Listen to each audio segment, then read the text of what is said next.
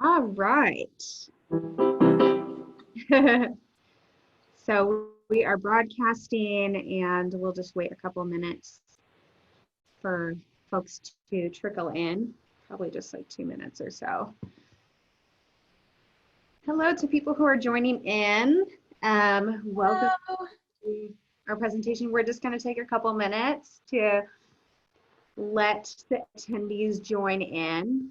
I know we started a few minutes before 4 o'clock or whatever time it is where you're tuning in from. So as you're coming in, just get oriented to the Zoom platform. If you haven't been on our webinars before, at the bottom you'll see a little bar that says chat. Click on the chat and just go ahead and introduce yourself so we know who's joining us. And then for my co-presenters here, at the top of your screen, you should see a little button that says more. And if you click that and you click chat, you can see anybody who's joining in. So just type in the chat where you're from, your name, and where you're tuning in from, and we'll get started in a couple minutes. And if for people who are going to be watching the replay of this webinar, you can just skip ahead a couple minutes to get to the good stuff. So since Welcome, we're live, Catherine. Thanks for calling in from Houston. I'm going to put on some music while we're going. Hi, Sarah.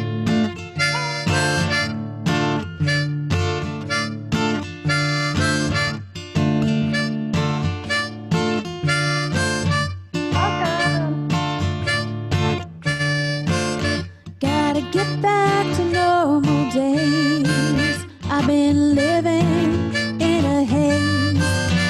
Been stuck inside my home. I'm sick and tired of being alone. Drinking martinis and walking in the dark. Feels like I'm living in a fog. Going to the kitchen for too much food. It's hard to get groceries, don't know what to do. Gotta get out of the stay-at-home blues.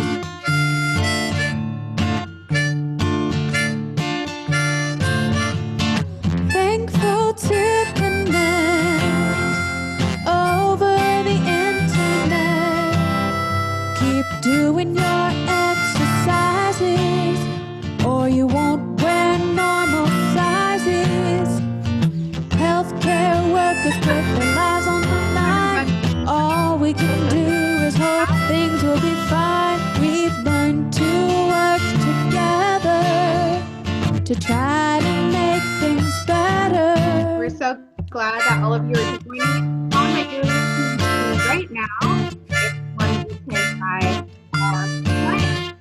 It's hard to get groceries or parts for the car. Gotta keep a distance and buy from afar.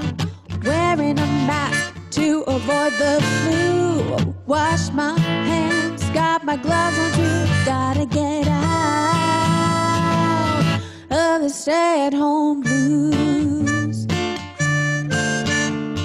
Even in these times, we can still work our minds by playing and singing the blues. That's what we have to do. Music brings alive, helps us in this fight. Care for one another, everyone's sister and brother.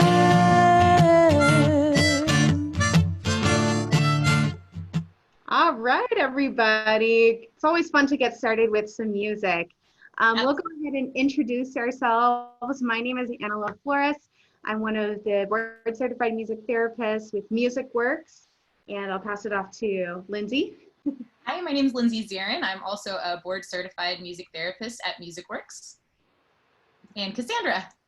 Hey, I'm Cassandra Richmeyer, board certified music therapist at MusicWorks, and happy to see you all here. Yeah. Absolutely, absolutely. Hi, everybody. Thank you so much for joining us today. We are here to talk to you a little bit about our Audibility program. Audibility is in its 5th year of existence and has seen a lot of growth and challenges throughout the years. And a lot of those things we're excited to share with you today. Of course, our biggest challenge is one that we were just recently faced with COVID-19. This is a very vulnerable population, so we had to quickly figure out a way to adapt all of our sessions. And we're excited to share with you how that has unrolled here for us, because it's been a huge success. And so thanks for being here with us today. We're excited to talk about this program. So these are kind of our learning objectives here, but our main goal is to really share with you what we've done and hopefully spark a little creativity and inspiration for ways that you can better serve your clients. Absolutely. Thank you, Annela. All right, so we're going to get started talking a little bit about MusicWorks. MusicWorks is a San Diego company that was originally started by Barbara Royer. And this company was founded in 1987 and is a wellness and music therapy agency, like I said, here in San Diego. Our mission is to create, cultivate, and celebrate experiences of unlimited growth and potential. This picture here is where we used to host our groups for Audibility, and now our platforms have become virtual. Before we get into the meat of a lot of some cool stuff that we're talking about, we're gonna get interactive here. So I encourage you, all of you at home, even though we can't see you, I encourage you to participate, because you know, if you're a music therapist, you know that music is really good for our brains, exercising our brains, and increasing those great happy hormones, dopamine, serotonin, oxytocin, with active music making. So we'll get started with some movement and warm up.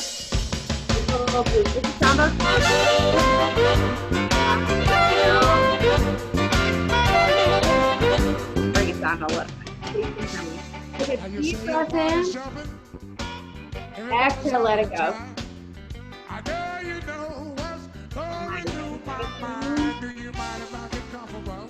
Exhale, let it go.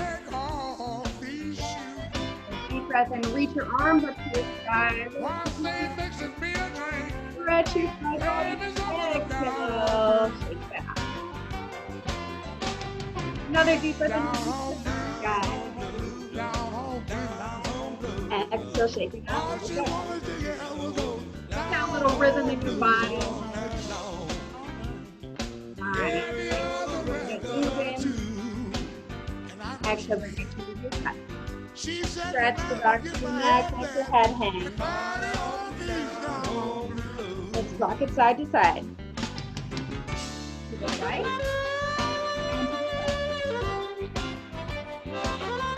Nice, slow.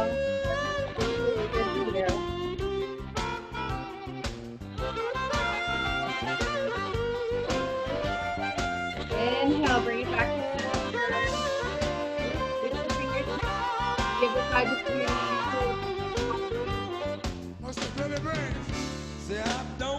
Massage your jaw.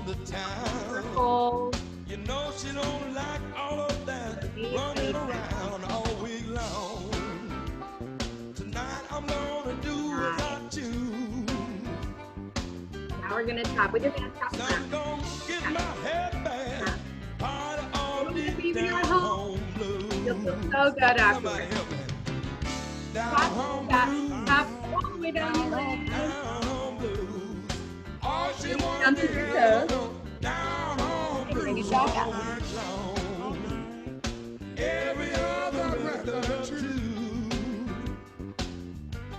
Bring it to your belly button.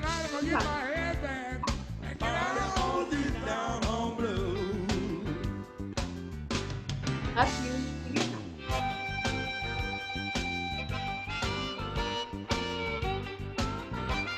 and feel the rhythm. Tap. And tap. Cross your arms.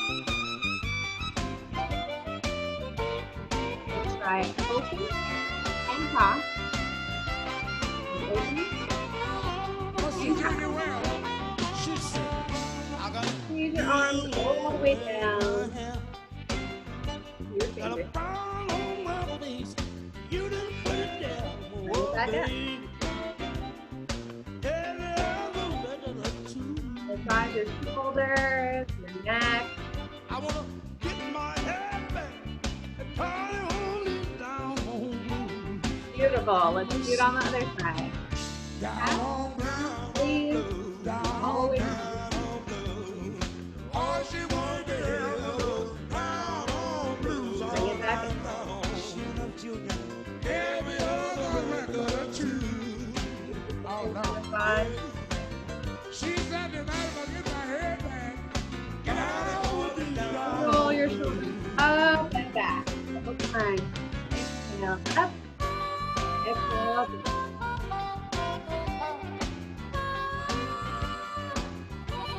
One time in.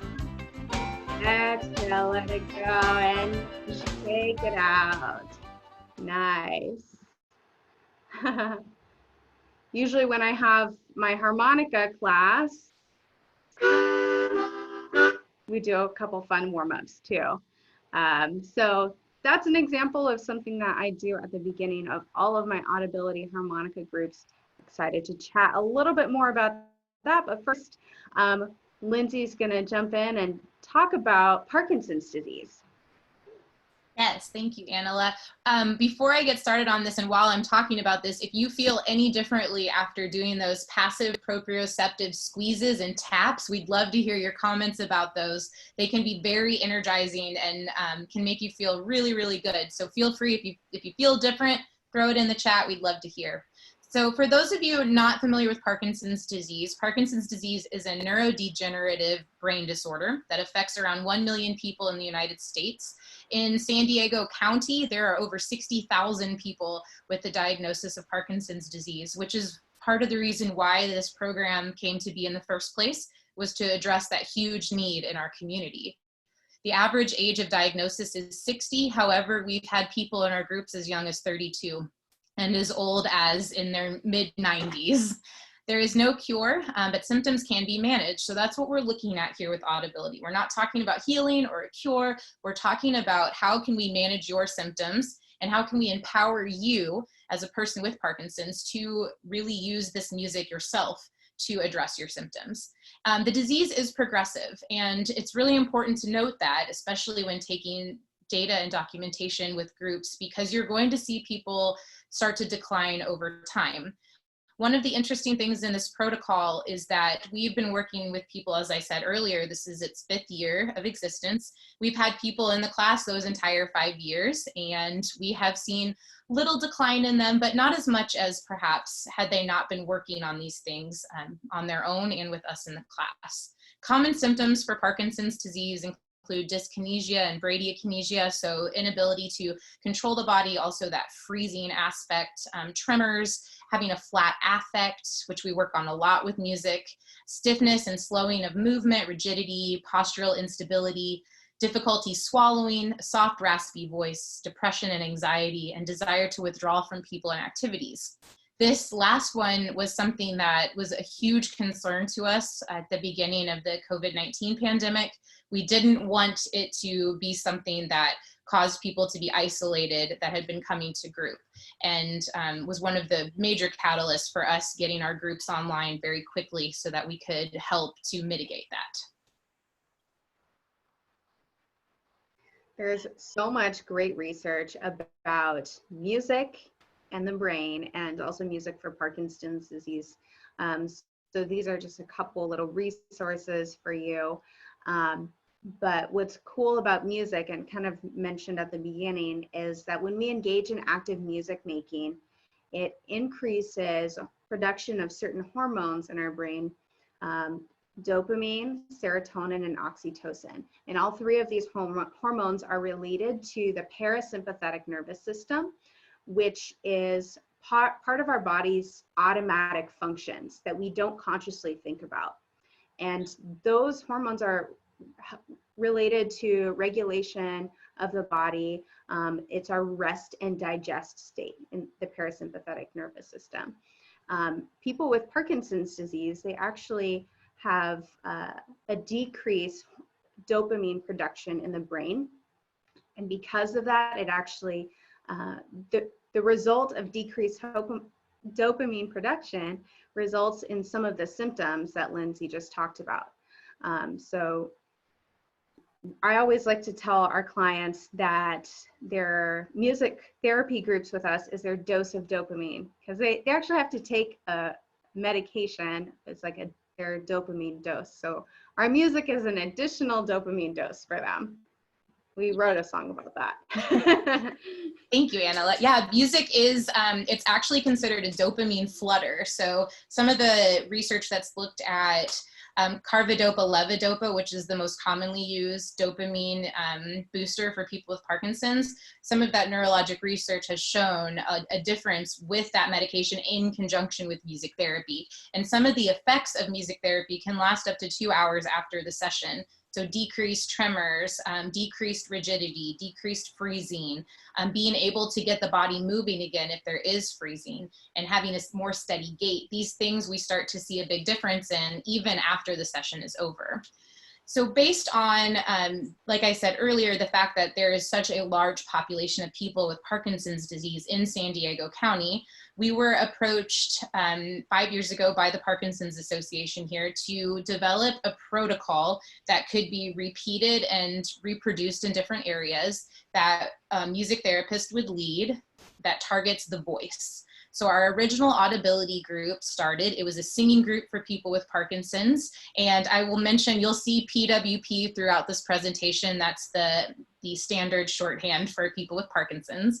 Our goals for this original group were to increase and maintain vocal volume. Maintain is an important word there because, as I said earlier, Parkinson's disease is progressive. So could we maintain some of their vocal production where it was? Could we maintain some of that volume and that clarity? How can we work to improve breath support and lung capacity? As we all know, that's very important in vocal production. It's our exhale that's carrying our sound across the room. Could we look at decreasing anxiety and stress with music? As music therapists, we know that this happens. So how is this going to translate over to the Parkinson's community? And then also looking at improving mood and increasing quality of life through socialization, verbal processing, and bonding. So this is one of our original, actually this is our original group here in this photo. And Audibility, that first group was very successful, and we went on to have a second group. And after that second group, we started to get some requests for some other modalities, some other ways that we could approach these same goals with different instruments. And so from Audibility voice came the Audibility harmonica group. And all of these groups follow a very similar protocol. And sorry, Annela, I'll go back and talk about the protocol a little bit. Yeah, we go back. So Harmonica was the second Audibility group that we did. Again, following this protocol, we have a check-in where we have a discussion and some kind of verbal process. And we always ask a question. I know Cassandra's been asking some really fun questions about what's the first place you're going to go to when this is over? What's the first restaurant you're going to eat at? Things like that to really get people talking. And it's not just the socialization that's happening there. We're already starting to work on their voice as soon as they get in the room. Most of our groups, we have some kind of agreement in the group that we have a phrase that someone can say if they can't hear that person, or a way that they can politely say, I can't hear you right now, please speak up. And that's one of the things that's been really cool in the group, is that they develop these ways that people can tell them if they're not being understood. And in a way that makes them feel empowered to speak louder as opposed to vulnerable and wanting to speak softer. So we work on that in the discussion section. And then as Annela demonstrated earlier, we do a mindfulness exercise. Sometimes it's really active, usually it involves the breath and focusing on deep belly breathing, those deep, long exhales and inhales that are going to help you not only sing, but play harmonica. And then we always do vocal warm-ups, and we always do some type of singing repertoire at the end. Over the years, we've added other interventions in there. We do a lot of songwriting. We play with a lot of instruments, a lot of drumming, as you see here, boom whackers, lots of different things, chimes, even bells. And then we used to have jam sessions where we would bring in all the family members, and family members would jam with us, and they could show off, our participants could show off some of the ways that they've been learning. Those sessions, I can't wait to get those back going, because those are very beneficial. When family members come in and see their loved one doing all of this vocal production and doing these exercises, we see that they're more apt to practice them with their loved one at home. So we love bringing in the family, incorporating the family in this, because they're each other's cheerleaders, and that's really important. And then also we have done in the past care partner support groups, and hope to bring some of those things back in. Before we move on to harmonica though, let's do a little vocal exercise. I need one today. One of the things that we do in audibility, we call common phrases. And our common phrases are a way for us to practice a phrase that they may say often. So, where are my keys? Or my name is blank, or can you help me please? Or my address is. These are phrases that they may say a lot.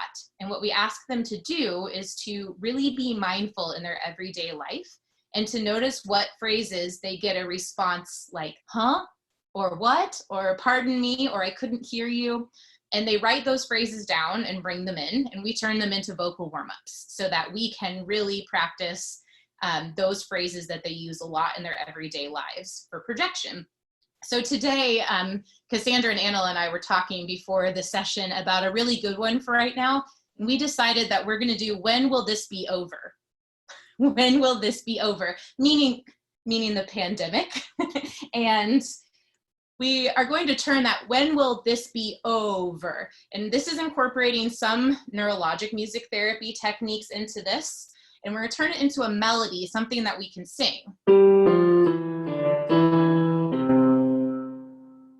And we can take a deep breath and say, when will this be over? Very good. Deep breath in. Let's try it again. When will this be over? Excellent. This time we're going to speak it with the music. Let's take that same deep breath in. When will this be over? Same thing. Big breath. When will this be over? Good. Now just chanting it. Deep breath in. And here we go. When will this be over? Big breath in. And again, when will this be over? Yeah. So what we're experiencing there is slowly scaffolding. So we start with all the music, we start with singing. And the reason that is that as humans, we're pretty cool organisms. Our bodies do some really neat things. One of the things that they do automatically, when we are ready to sing, we take an extra deep breath in, more so than if we're getting ready to speak. So we're almost tricking our brains with this scaffolding exercise by thinking we're always going to sing. And as music therapists, maybe we want life to be a musical, but it isn't all the time, except in Annela's house, apparently. But for us, we want to make this functional for them. What can they take out of the room and use in everyday life? It's not singing, when will this be over? It's saying, when will this be over? And practicing not just that deep breath, like we're going to sing, but also practicing articulation and tempo and rhythm. All of these things, inflection, that happen when we sing can start to translate over to when we hear them speak. What are some other functional phrases that you might use with clients that you're working with? Type it in the chat. Nestle's chocolate. That's a good one. I feel like that's a little tongue twister. No. What populations that you're working with? Do you work with anybody with Parkinson's disease right now? Or are there any related neurological disorders or diseases that you feel like, oh, that was the melody. I see. The jingle. Yep. I'm talking right now. Hospice population, end stage. Absolutely. Yeah, I'm curious, what other areas, domains, populations are you working with? I think there's a lot of functional applications from this presentation for many different populations, like for hospice, just maintaining quality of life, and maybe some of the things that you learn here might inspire you to think of different ways that you can approach your interventions and techniques to improve or to maintain quality of life for people throughout. Nice. Yeah, and Colleen, all of these interventions can be adapted very easily for any of those populations. So a traumatic brain injury, dementia, ASD, all of these can be adapted for that. One of the ways that I've adapted the intervention I just did has been with teens with high anxiety and high depression. It's a great way to practice. If you take a negative spiraling thought that they just have going in their heads all the time. This is for anybody too. You can take that and turn it into a positive affirmation and make the positive affirmation be your common phrase that you make into a vocal warm-up. And then with positive affirmations, the research shows us that the more we say them, the more we think them, the more they become ingrained. And because our brains can't hold both the positive and the negative truth at the same time, we can override that negative thought with positivity. And so a vocal warm-up is the perfect way to do that because we sing it over and over and over again. So that's another way that you can do that. And also for people with Alzheimer's, their family members' names, important dates in their lives, all of these things can be put into vocal warm-ups and just be the way that you start every session together. My anniversary is blah, my birthday is, there's all kinds of ways that you can adapt these sorts of things. Yeah, I'm curious. Maybe someone can pop in the chat a positive affirmation that you need today. Positive affirmation, or even a functional phrase that might be fun to do. Cassandra, do you have one that you want to do with us?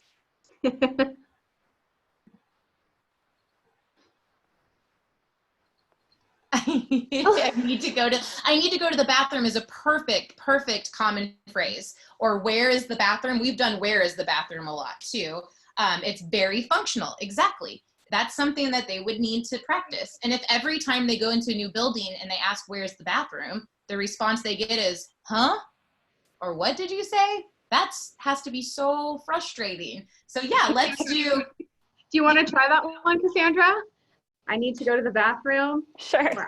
I actually love what Molly said too about I will get through this. That's another really great one. Mm-hmm. Yes. Any of those. Yeah. All right. So if we're going to do where is the bathroom? Is that how that was worded? Where is the bathroom? Or I need to use their bathroom. I need to use that. Thank you. Let's see. So the other thing with the functional phrases and the melody line, it's helpful to have it in stepwise motions for it to be easy to remember and for it to click in your mind. So an example of that is, where is your bathroom, please? There's an idea right there. Yeah, I love it. Thank you, Annela. You jumped right in. We'll do it all together. Nice deep breath in. Where is your bathroom, please? Yeah. Actually, Lindsay, you did a really great thing at the end there too with that big smile. That's something else that we encourage in our audibility classes as well. Yes, we do a lot of reminding to smile. That serves several purposes. First of all, it's exercising a lot of the oral motor, the muscles needed for singing, needed for speaking, also needed for swallowing, which we're going to talk about in a little bit. But the other thing that happens with Parkinson's disease is that flat affect. And imagine if you are a music therapist leading a group, and some of you may have had this experience where you're like, oh man, nobody is enjoying this at all today. And it isn't that they're not enjoying it, it's that they have that flat affect. So we talk about that in this group. We talk about the flat affect and how that might affect them and might affect their relationships if that's not what they're trying to portray. So we do a lot of reminding to smile in this class. And then Valerie asked a really good question. What about those with dementia that repeat a negative phrase over and over? I don't know, or I need to go home. So Valerie, what I do with positive affirmations is a little bit different than some other schools of thought, but I like to start with the negative because that's where we're spiraling, right? So if theirs is I need to go home or I don't know, getting to the really heart of that, I need to go home and I don't know, that sounds like safety issues, right? Like, I don't feel safe. I don't feel secure. So we're going to look at that theme, and we're going to turn that theme from negative to positive. So instead of I don't know, or I need to go home, I am safe where I am. And then that becomes your affirmation. And that's what it is. I would never sing that I don't know or that I need to go home necessarily. I would talk through that, and then I am safe where I am. I am safe where I am, and work through it that way. You know your patients best, though. You know if they need that ISO principle, and they might need to hit a drum and say, I don't know, and then turn it from that negative back to that positive. Thank you for your question, Valerie. All right, Annela, let's keep on moving. It's okay. That's another great one. Yeah.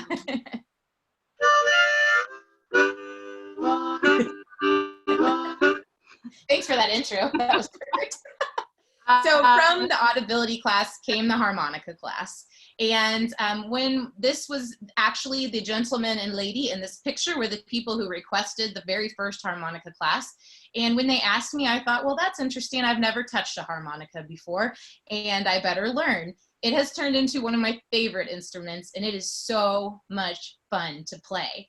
The harmonica is the only instrument that you play by breathing air through it and drawing air back into it. So it makes it an awesome instrument to work on breath support and lung capacity and lung control, but also all of these little different systems through our throat that work on swallowing.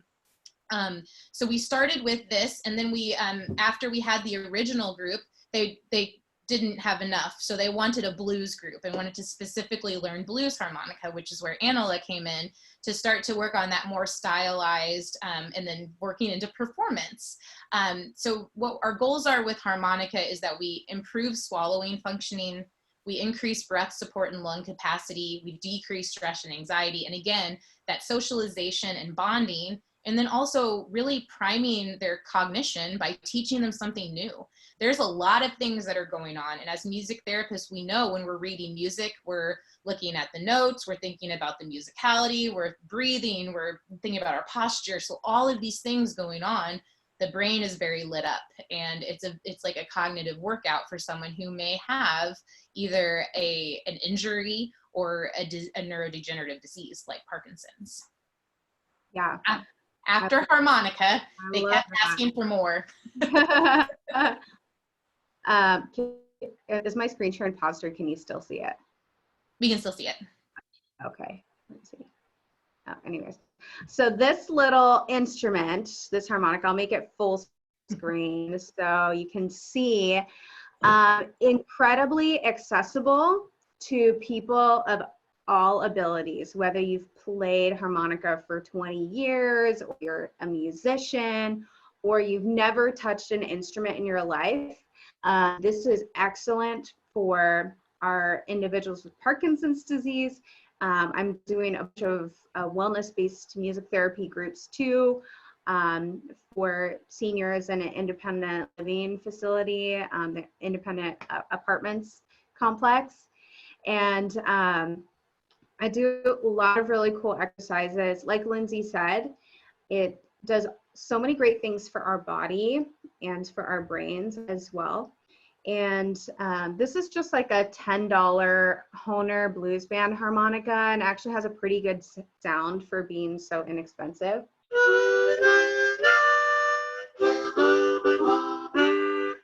So with our harmonica, Lindsay developed a book that has a whole 12-week curriculum for beginning harmonica. And so it's, what's the name of the book again? It's called A Breath of Fresh Air. Breath of Fresh Air. I didn't want to get the name wrong. A Breath of Fresh Air. And so that was an excellent starting point. It kind of morphed over time as we were leading these groups. And finally, MusicWorks is able to publish it as a book. It's a cool starting point if you're interested in learning harmonica yourself and then integrating it into music therapy. So for my blues harmonica class, I took that as a starting point to help them understand foundational concepts of how to play harmonica. You can blow and draw, sucking in the air. And even just with those two simple breaths, they're able to play so much, and it's really fun because people can join in at all different levels. One of my favorite parts about this harmonica group is that I've taught the 12-bar blues. I've taught them fun techniques like shuffling.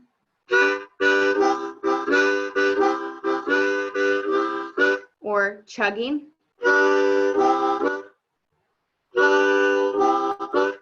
And just with that, we've been able to have the foundation to write some of our own blues songs.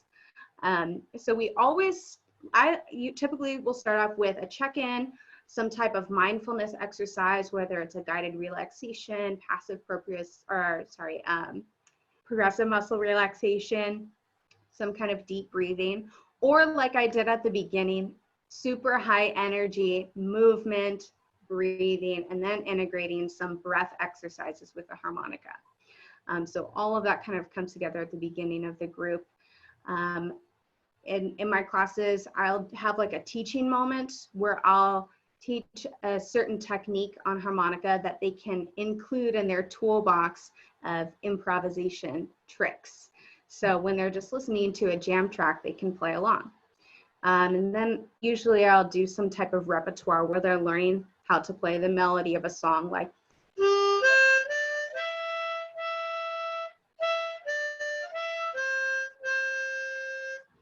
and I always will send out some resources for them to be able to practice at home. There's tons of online resources for learning harmonica. So I encourage just enjoying it for fun and enjoying it at home. Yeah, this is the Hohner Blues Band harmonica. And Hohner, I actually just bought a blues harp, which is really good. It's more expensive, but definitely has been cool. A couple more quick things about the harmonica. We purposefully use the Hohner Blues Band harmonica. Annela, can you hold it up again? At the beginning, because it is harder to play. When you have a plastic reed or plastic reeds and the plastic mouthpiece, it's harder to create a sound. So we are really priming their lungs. When they move up to the blues class, we recommend moving up to the blues harp, which is the wooden mouthpiece, the wooden comb here. And that makes it a lot easier to play. And they may be a little bit upset with you, but you can tell them why. I'll play a little bit just so you can hear how it sounds.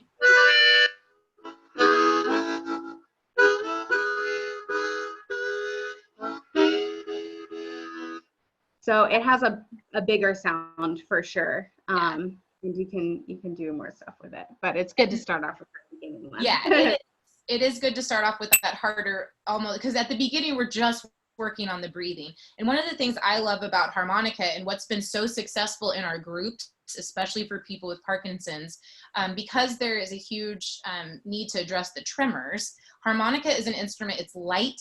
You can hold it with just one hand if you need to, or two. You can rest your elbows and play it. You can also do the harness and play it and look really cool, like Bob Dylan. Oh, sorry. So the plastic one is the blues band. The wooden one is the blues harp. The blues harp from Hohner. And when we send out these resources, I'm happy to send those to you too, so that you know which ones we use. And there are lots of harmonicas that I'm sure are good. This is just what we've been using. And Hohner has been a great partner with us in this as well.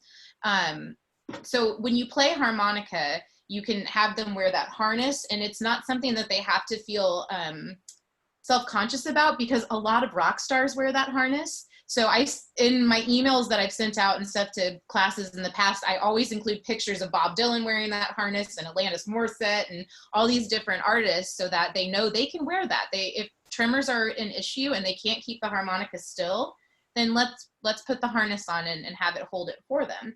The other thing about the harmonica is that the first day they walk into the class, they are successful. Because as long as everyone is breathing in and out together, you cannot play a wrong note. So it doesn't matter what whole number I'm playing on, as long as Annela, Cassandra, and I are breathing in together, it's always going to sound supportive and sound good. It's going to be harmony. And as long as we're breathing out together, the same thing. So it lends itself well to immediate success for people. I want to jump in really quick.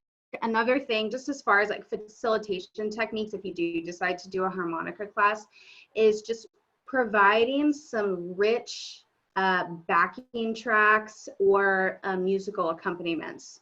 So I always have like either I'm playing the guitar with some really like fun blues stuff, or I have a whole playlist of songs that are blues in G, which is for the C harmonica. So they can play along to these songs, and it's very rewarding to be able to just sound like a pro in their first class just by doing some very simple rhythmic breathing with a harmonica. So it's fun. And pretty soon we'll be showing you some of the original songs that we wrote together. Awesome. Thanks, Annela. So having the harmonica class and the voice class was not enough for our population here. So they wanted to have a class that focused just on drums. When we started the drum class, we called it Rhythm Steps, and it was a beginning drumming class. We worked on, as you can see here, we worked with the drum kit, we worked with djembe, we worked with paddle drums. Each thing had a different goal that we were working towards, a different thing that we were working on. So this really, we did a lot of calculating people's gait at the beginning and working towards a really healthy gait tempo and length of step. We worked a lot on heel strike, and that is Eric from Radford University. He was an intern in this picture. Working on the heel strike and then the foot flattening out when you walk. And so this was a really cool class. We're not currently doing a drumming class, but for this one, it was very successful. And working on the drum kit helped us work a lot on that crossing midline, which, as we know as therapists, when we cross midline, it helps the two hemispheres of the brain to communicate better. And when that happens, we release more dopamine. So it's a really cool thing that you can work on with that drum kit, but also rhythm and having something be rhythmic is very difficult for people with Parkinson's. And that's why walking or talking, they may speed up or slow down or even stop all of a sudden. So working on this idea of rhythm and having something that is rhythmic for exercises or motions in their daily life that are difficult. So some of the things that we worked on were putting on a seatbelt, and we would do it with a rhythm where we were 1, 2, 3, 4, and maybe there's a paddle drum back here, so they have to hit the paddle drum so they're back far enough, and then they have to do an 8 count to draw across, and then on the other side there might be a tambourine. So we do that to music where we hit back and we go down. And for those of you who participated in Drums Alive this morning, you better believe I got certified in that, and Drums Alive was part of this class. And we did a lot of fun stuff in that class with the exercise balls, and doing Drums Alive type protocols was perfect for this group. And we can do it in a safe way by having them seated, because this is a high fall risk population. So we always wanted to keep that in mind. So this was our Rhythm Steps class.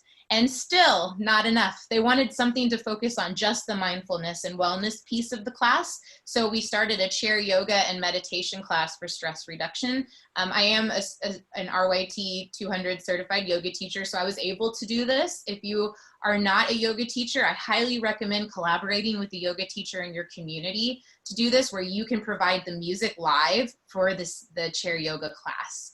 And then you know that you're working with the music to help them really guide their emotions. The melody is going to rise when you go up, the melody is going to fall when you come down, and really matching your music to what you want their emotions to be. In this, we also did creative arts. We did mandalas. We did one day we made paper cranes. We did oh my gosh, we made the paper cranes. I can't think right now. I apologize. Can't think of the word. But we worked a lot on meditation and deep breathing. We worked on chanting and toning in this class as well, which was awesome for that vocal production. And thank you, origami. I really appreciate that, Valerie. Origami. And then a lot of active music making that was more focused on relaxation-based music. So maybe having an ocean drum and a happy drum playing, and doing some breathing and things to that. So that's where the mindfulness and wellness class came in. And then our last class that we developed, we worked with Yamaha to develop the Music Delights class for people with Parkinson's. For those of you not familiar with Yamaha's Easy 220 keyboard, you can see it here in the picture. It is a phenomenal tool. I own one. That's what I was just playing on right here. And I use this with all of my patients pretty much. This keyboard lights up so that each key, as it lights up, that's the key you play. It can guide you through really, yeah, I use that keyboard all the time, yay! Really complex classical pieces of music this way, and then it has the background track. And we were able to put it into a lab. So we have 8 of these keyboards that are all controlled by a Yamaha Clavinova. The keyboard is called an EZ220, and it is available, thank you, Annela. It is available on Amazon and is very affordable, and I highly recommend it. And I don't work for Yamaha, but I do love them. The Clavinova at the end of our piano lab here is what controls the lab. So when I'm leading these classes, anything I play on my Clavinova is gonna light up on their keyboards. This has made it so that everyone in this class can learn how to play piano. Clavinova is an amazing keyboard. So this class, when it first was brought to me that they wanted to learn how to play piano, I was concerned because I did not know how this was going to be. I didn't know what it was going to look like. I didn't know how I can make this accessible to them, how I could help them be successful at playing keyboard in a group setting. And this did it. This lab did it and met that need. Now we do have several people who purchase their own keyboard and practice this all the time at home. And we even have people still taking virtual lessons on these keyboards with us so that they can keep their piano skills up. This has been one of our most popular classes as we've gone through the years and has been hugely successful with this population. We have done some preliminary studies on does it help with grip strength and with finger dexterity. And we're looking at that for this population because handwriting is affected so much in people with Parkinson's. So these are some of the things we're just looking at. These studies don't exist yet in a journal. So as music therapists, if there are any researchers out there, please start considering some of these things to look into as research possibilities for our field. And speaking of research, this is John. John has been with us since our second audibility class ever. John came to us his very first class, and his wife told us that he had just come back from the speech therapist and was going to have to do a very strict speech therapy regimen to work on swallowing. Swallowing is very important for all of us, but for people with Parkinson's, it is affected. Swallowing is affected, and it can cause aspiration and aspiration pneumonia. Aspiration pneumonia and falls are the #1 causes of death for people with Parkinson's. So when John came to us, he had several hospitalizations for pneumonia, was really struggling with breathing, and has a very raspy voice and had that issue with swallowing. After 12 weeks of Harmonica, he went to his first speech therapy class, and that had been as soon as they could get him in was 12 weeks, and that's how long our classes are. And when he went for his next evaluation, they said he did not need speech therapy. When this happened, I asked his wife, Nancy, what he had changed, and she said, we just added Harmonica. So I thought this is worth looking into. So we applied for the clinician-based research grant through AMTA, and were awarded that grant to look at how Harmonica affects people with Parkinson's because that had not been researched before. So Annela, if you can switch to the next slide. This is just, I won't read all of these, but you can see a little bit more. This is the title of the study that we ended up doing. This study has not been published yet.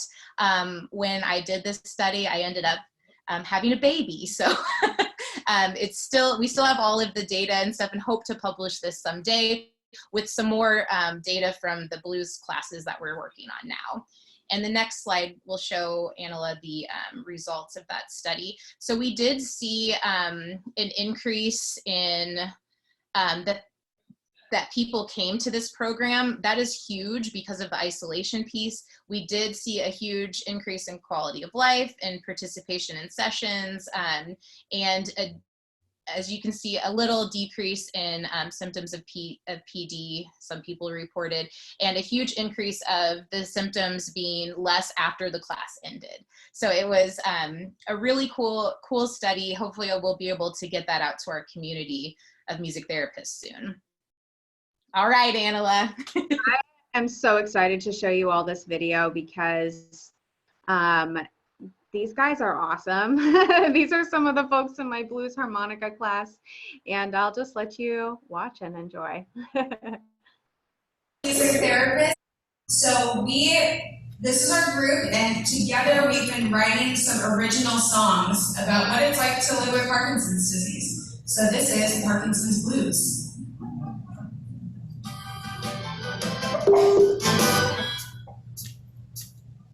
Parkinson's, don't come knocking on my door.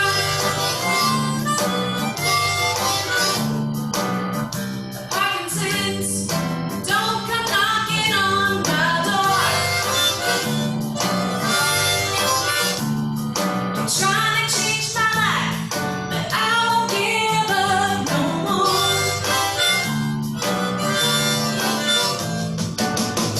Parkinson's, you're trying to take my breath away. Oh, Parkinson's, you're trying to take my breath away. But I'm gonna blow on my heart and play the blues all day. All right, take it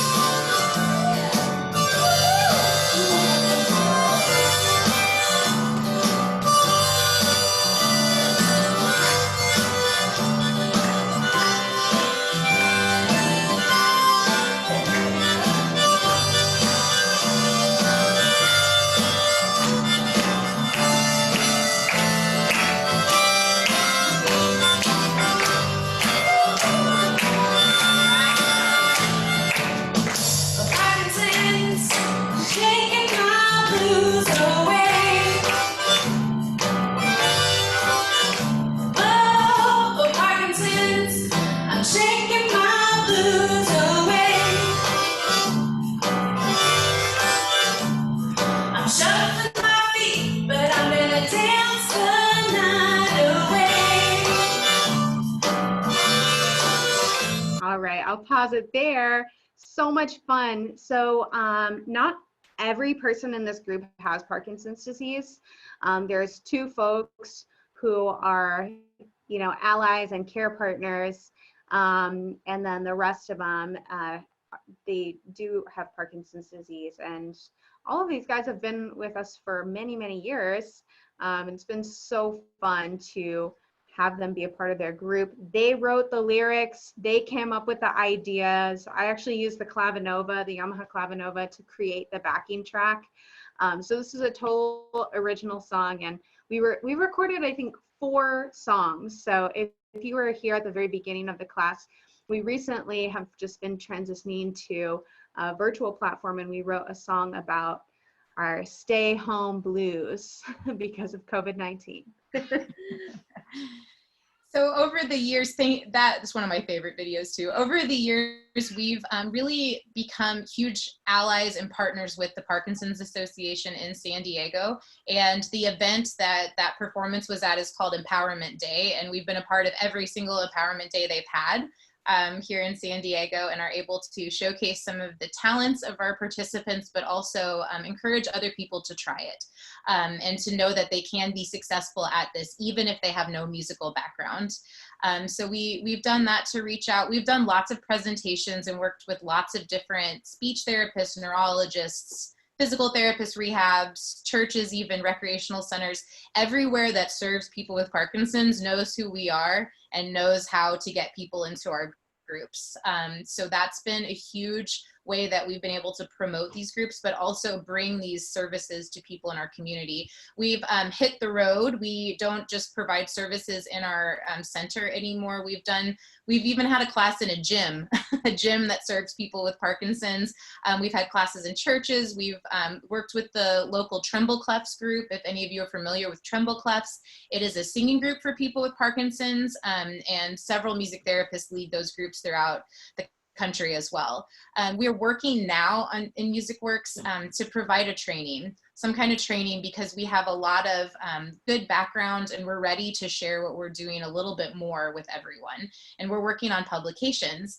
And then our biggest challenge, we've had lots of challenges through the year, but our biggest challenge has been COVID-19 and how to safely address isolation and safely address all of the needs of this community from afar. So I'm going to turn it over to Annela and Cassandra, who have been leading our online groups, and talk to you a little bit about how those have been working. Take it away, Cassandra. All right. So yes, we've been doing our classes virtually, and it's actually still been awesome and successful. It's been so fun to see everybody every week. The participants love seeing each other as well, just like we always have been, and now we continue to do so. The best part about this too is that we're able to have an even wider reach, because with virtual, you don't have to travel. You can do it in the comfort of your own home. And it's been really exciting to see different ones join in the group and join in on the fun and the music. So, however, it does look a little bit different than what we do typically in person. And of course, we already know that the lag time and being unable to sing together is a challenge. I have a couple of different ways that we've been able to get around that, but still make music. As far as the actual program itself, we still go through the same protocol. We start with that check-in with everybody. Everybody gets a chance to tell us how we're doing, and go through some mindfulness, just some deep breathing, letting go of any stressors, talking about those stressors, it's a big one, and those proprioceptive taps, getting that energy in, and then of course the vocal warm-ups and harmonica warm-ups. So with those in particular, it's a really great opportunity to be able to encourage different solos, which is really kind of an easy thing to do with being able to mute and unmute different participants. And it's been fun to be able to let them show off their skills. Again, this is a group that with participants that have been with us for quite some time. So they're pretty used to how we run the program, and they kind of know what to expect. With our newer participants, of course, we encourage them to try their best, and they can see everybody else in the group doing their best as well. As far as the song portion of the group, typically we're able to all sing together, we're all play harmonicas together. In this instance, it looks a little bit different, but it's still manageable and still a lot of fun. So, Annela, did you have anything you wanted to add before I jump into that one? I just wanted to share a little example of something that I did with my harmonica group today. I think we have about like 6 people in the group. It's pretty small right now. We have, a couple folks who unfortunately had been hospitalized like in the past couple months, and one of our participants who was living at home, he's now at a rehab facility. So we hadn't seen him for a long time, but because of the virtual platform, now he's able to join our groups again. And another participant who is pretty far into the progression of his disease. I just in the past few weeks, I've seen him like open up so much more. He's talking more, he's participating more. He just has the energy to participate because it doesn't take him like hours to get up out of bed and get dressed and get in the car and get to our facility and unload, and like all of that takes so much energy. So it's all about accessibility. An example of an intervention and exercise that I did today is just a call and response. So, I play and then you repeat after me. take it away. There we go. And then after that, we did the Deo Misa Deo.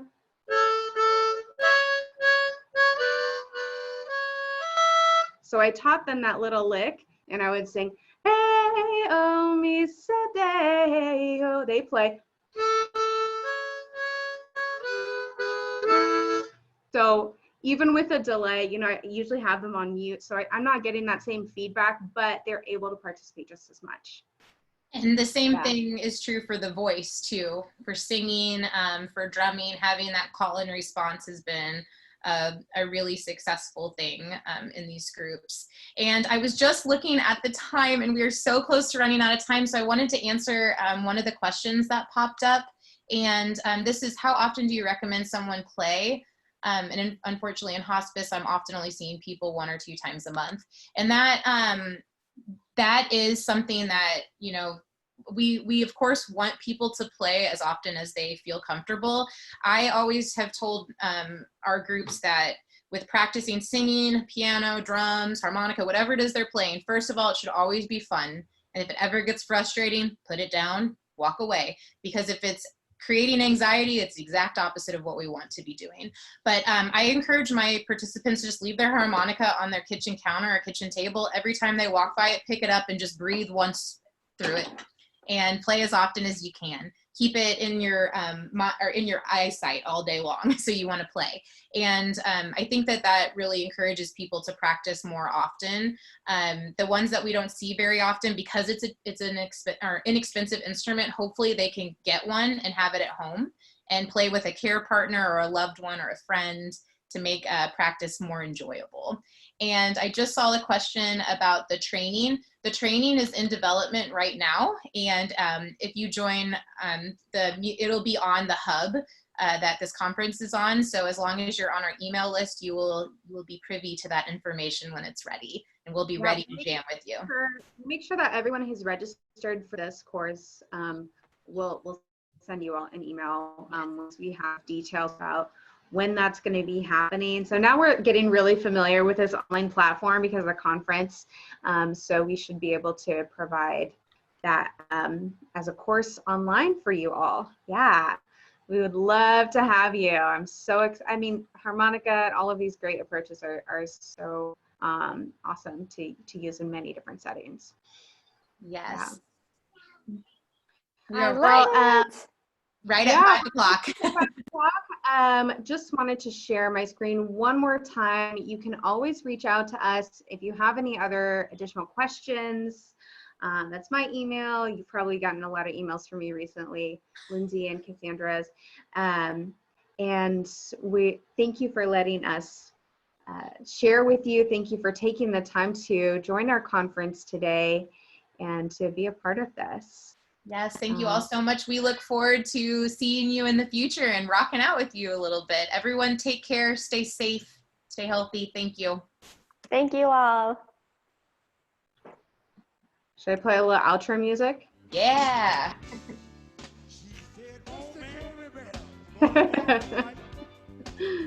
All right. Thanks, everybody.